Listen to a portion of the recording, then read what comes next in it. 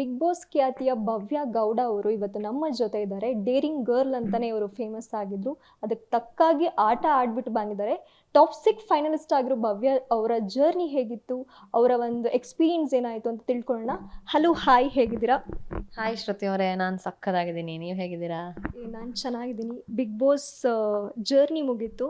ಫಸ್ಟಿಗೆ ಬಿಗ್ ಬಾಸ್ನ ಯಾಕೆ ಒಪ್ಕೋಬೇಕು ಅಂತ ಅನಿಸ್ತು? ಯಾಕಂದರೆ ಗೀತಾ ಮಾಡಿ ಒಂದು ಸೀರಿಯಲ್ ಆಗಿತ್ತು. ಬಟ್ ಬಿಗ್ ಬಾಸ್ ಅನ್ನೋದೇ ಒಂದು ಬೇರೆ ಥರ ಒಂದು ರಿಯಾಲಿಟಿ ಶೋ. ಇದನ್ನು ಯಾಕೆ ಒಪ್ಕೋಬೇಕು ಅಂತ ಅನಿಸ್ತು ನಿಮಗೆ ಅಂತ? ಬಿಗ್ ಬಾಸ್ ಅನ್ನೋದೊಂದು ದೊಡ್ಡ ಪ್ಲ್ಯಾಟ್ಫಾರ್ಮು. ಲೈಕ್ ನಮ್ಗೆ ಅಲ್ಲಿ ಎಲ್ಲ ಥರದ ಎಕ್ಸ್ಪೀರಿಯನ್ಸ್ ಸಿಗುತ್ತೆ. ಬಿಕಾಸ್ ಯಾರು ಎಷ್ಟೋ ಕೋಟಿ ಜನ ಕಾಯ್ತಾ ಇರ್ತಾರೆ ಬಿಗ್ ಬಾಸ್ ಮನೆಗೆ ಹೋಗಬೇಕು ಅಂತ. ನನಗೆ ಆ ಅವಕಾಶ ಸಿಕ್ಕಿದಾಗ ವೈ ಶುಡ್ ಐ ಮಿಸ್ ಅನ್ನೋ ಕ್ವಶನ್ ಮಾರ್ಕ್ ಇತ್ತು. ಆ್ಯಂಡ್ ಹೌದು, ಒಪ್ಕೊಳ್ಳೋ ಮುಂಚೆ ಒಂದಷ್ಟು ನನಗೂ ಕ್ವಶನ್ ಮಾರ್ಕ್ಸ್ ಇತ್ತು, ಯಾಕೆ ಹೋಗಬೇಕು ಅನ್ನೋದು. ಬಟ್ ಈ ಏಜಿಗೆ ನನಗೆ ಒಂದು ರೈಟ್ ಏಜಿಗೆ ರೈಟ್ ಟೈಮಿಗೆ ಸಿಕ್ಕಿದೆ ಆಪರ್ಚುನಿಟಿ. ಯೂಸ್ ಮಾಡ್ಕೋಬೇಕು ಅಂತ ಜಸ್ಟ್ ಮೂವ್ ಅನ್ನೋದೆ. ಮತ್ತೊಂದು, ಇವಾಗ ಬಿಗ್ ಬಾಸ್ ಜರ್ನಿ ಆದ ನಂತರ ಏನು ಮಿಸ್ ಮಾಡ್ಕೊಳ್ತಿದ್ದೀರಾ ಬಿಗ್ ಬಾಸ್ ಮನೆಯಿಂದ ನೀವು?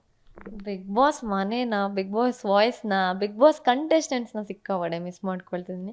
ಬಿಗ್ ಬಾಸಲ್ಲಿ ಇದ್ದಂಥ ಎಲ್ಲ ಒಂದು ಮೂಮೆಂಟ್ಸ್ನು ಮಿಸ್ ಆಗ್ತದೆ. ಬೆಳಿಗ್ಗೆ ವೇಕಪ್ ಸಾಂಗಿಂದ ಹಿಡಿದು ಮೈಕನ್ನು ಸರಿಯಾಗಿ ಧರಿಸಿ ಅಂತ ಹೇಳೋದಿಂದು, ಟಾಸ್ಕು ಆ್ಯಂಡ್ ಬ್ಯಾಟ್ರಿ ಚೇಂಜ್ ಮಾಡ್ಕೊಳ್ಳೋದು. ನಾವು ಅಡುಗೆ ನಾವೇ ಹೋಗಿ ಅಡುಗೆ ಮಾಡ್ಕೋಬೇಕು. ಏನೇ ವಸ್ತು ಬೇಕು, ನೀರು ಬೇಕು ಅಂದರೆ ಹೋಗಿ ನಾವೇ ತೊಗೊಬೇಕಿತ್ತು.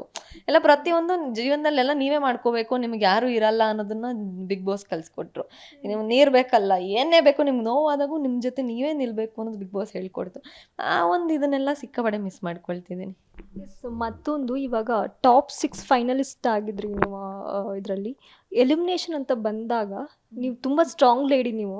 ಅದು ಎಷ್ಟು ನಿಮಗೆ ಶಾಕ್ ಆಯಿತು? ಯಾಕಂದರೆ ಫ್ಯಾನ್ಸಿಗೆ ಆಲ್ರೆಡಿ ಶಾಕ್ ಆಗಿದೆ. ಅವ್ರು ಮೋಸ್ಟ್ಲಿ ಇನ್ನೂ ಹೊರಗಡೆನೂ ಬಂದಿರಲ್ಲ ಇದರಿಂದ. ಸೊ ಆ ಮೂಮೆಂಟಲ್ಲಿ ನಿಮಗೇನು ಓಡ್ತಾ ಇತ್ತು ಅಂತ?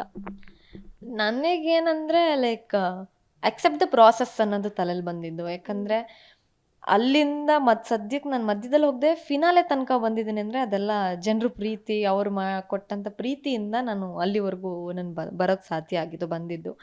ಆ್ಯಂಡ್ ನನಗೆ ಸ್ವಲ್ಪ ಟಾಪ್ 2ಗೆ ಹೋಗ್ಲಿಲ್ವಲ್ಲ ಅನ್ನೋ ಸ್ಲೈಟ್ ಬೇಜಾರಿತ್ತು ಅಷ್ಟೇ. ಅದು ಬಿಟ್ಟರೆ ಪ್ರೌಡಿಂದ ತಲೆ ಎತ್ಕೊಂಡು ಪ್ರೌಡಾಗೆ ಹೊರಗೆ ಬಂದಿದ್ದು. ಯಾವುದೇ ರೀತಿ ಬೇಜಾರು ಇಟ್ಕೊಂಡು, ಗಿಲ್ಟ್ ಇಟ್ಕೊಂಡು, ಅಂದರೆ ಬಿಗ್ ಬಾಸ್ ಮಾತಾಡಲಿಲ್ಲ ಅನ್ನೋ ಬೇಜಾರಿತ್ತು ನನ್ನ ಜೊತೆ ಹೊರಗೆ ಬರುವಾಗ.